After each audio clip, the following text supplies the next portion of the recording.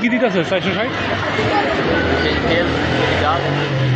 2 KG তেল, 2 KG ডাল, 1 KG চিনি, 460 টাকা।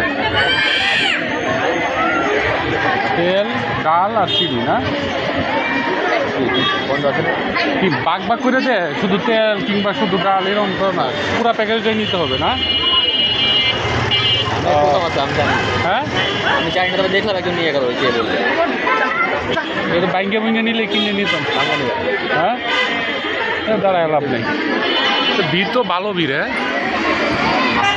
হ্যাঁ, লাগবো কি?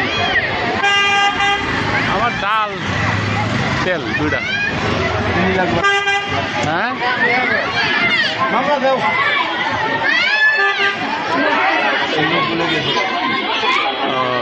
দরকার নেই, ঝামেলা।